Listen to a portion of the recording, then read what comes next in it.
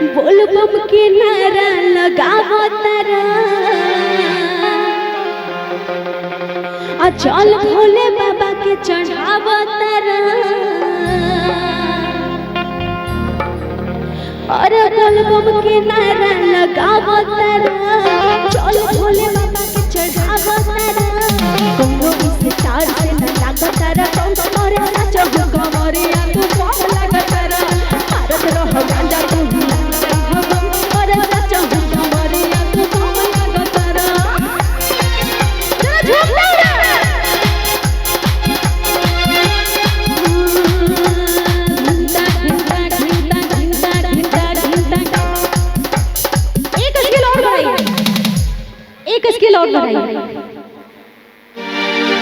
कहते क्या है कि खेती वही करते हैं जिनका गांव होता है, ठीक है? खेती वही करते हैं जिनका गांव होता है और बाबा को नाच के वही बनाते हैं जिनका सुंदर सुंदर पाँव होता है, ठीक है? नाच में सुंदर पाँव है। बोले सच्चे दरबार के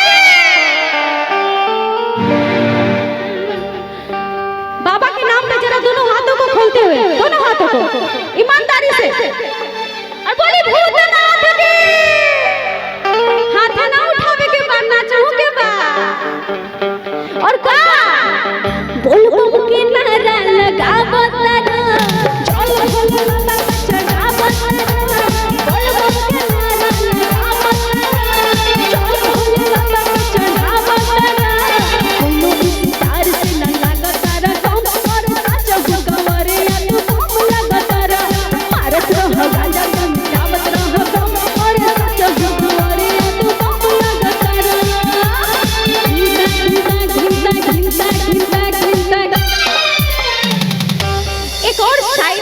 है, दिल में आ गया है। बोल दे इन लोगों को देख के शायरी याद आई है मुझे। बोल दे नहीं, आप लोग सब लोग मिलके बोलेंगे कि बोल दो का कहते हैं कि ना गोरों से ना कालों से, ना गोरों से ना कालों से ये पूरा बिहार परेशान है इन कुर्सी वालों से। कुर्सी मिल गई बा तो चिपक के बैठ गई बानी। अरे एक बार भोले बाबा के नाम पे उठ जाइए, उठ के सब लोग बाबा रहो सब लोग। अरे झूम जाओगे, राजीव चौधरी जी ज्यादा थके हुए लग रहे हैं, आप ज्यादा झूमना है आपको, ड्यूटी आपकी है, ठीक ना? दोनों हाथ खोल के एकदम शेर के जैसा। भारत माता का शेर कौन कौन है जरा हाथ उठा के बता दीजिएगा। और क्या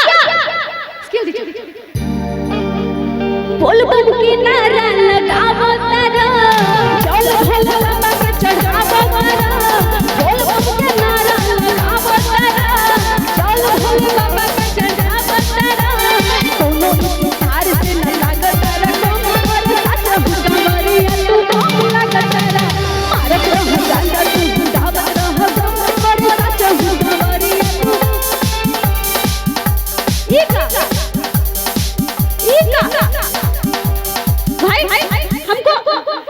हम प्रभाकर भैया से पूरा जानकारी लेके आए थे। इन्हें हम तभी आए थे, मतलब ये 8 घंटा का सफर पटना से यहाँ 8 घंटा लगा आने में। तो प्रभाकर भैया से हम पूछे थे कि भैया आप बछवाड़ा का पब्लिक लोग नाचेगा कि नहीं? बोले बोल और फिर से एक बार रिक्वेस्ट कर रहे हैं, फिर से। और आप काय टेंशन में इधर आइए ना। क्या नाम है आपका? बिहारी लाल यादव। का कर दे बिहार का नाम डुबा देबो, ऐसे बैठल बाड़ा जैसे कि गर्लफ्रेंड छोड़ के भाग गई है। नंबर आगे वाला। अच्छा गायक बड़ा, अच्छा गायक बड़ा। तो टेंशन में गायक बड़ा हो। अच्छा तो झूमे के चाहिए। हमरा लगल कि तू एने के टीम से बड़ा। कोई बात नहीं, सब लोग उठ जाइए फिर से। बोले सच्चे दरबार के, बोले भूतनाथ के। आइए माहौल को फिर से बनाते हैं, फिर से इसी पे आएंगे। ओम नमः शिवाय, ओम नमः शिवाय, हर हर भोले नमः शिवाय, ओम नमः शिवाय।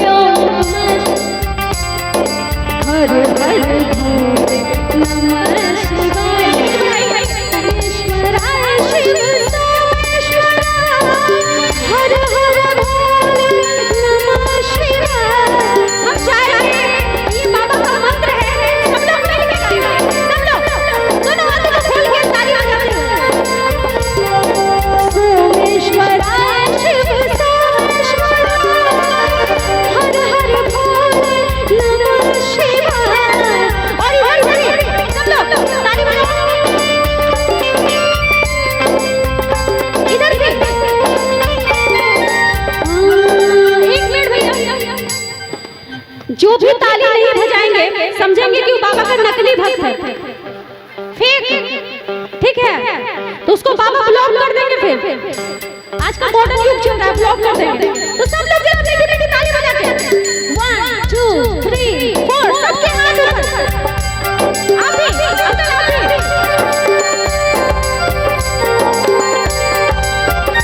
ओम नमः शिवाय, ओम नमः शिवाय, हर हर भोले नमः शिवाय, सोमेश्वराय शिव सोमेश्वराय, हर हर भोले नमः शिवाय, सोमेश्वराय शिव सोमेश्वराय, हर हर भोले नमः शिवाय। ओम नमः शिवाय, ओम नमः शिवाय, हर हर नमः शिवाय। ओम नमः शिवाय, ओम नमः शिवाय, हर हर नमः शिवाय। ओम नमः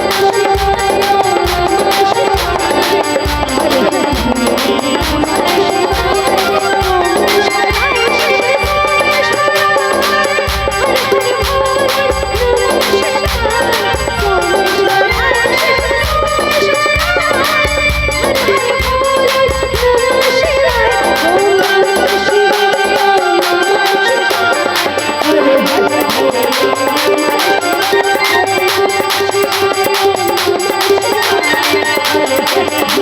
नमः शिवाय, हर हर नमः शिवाय।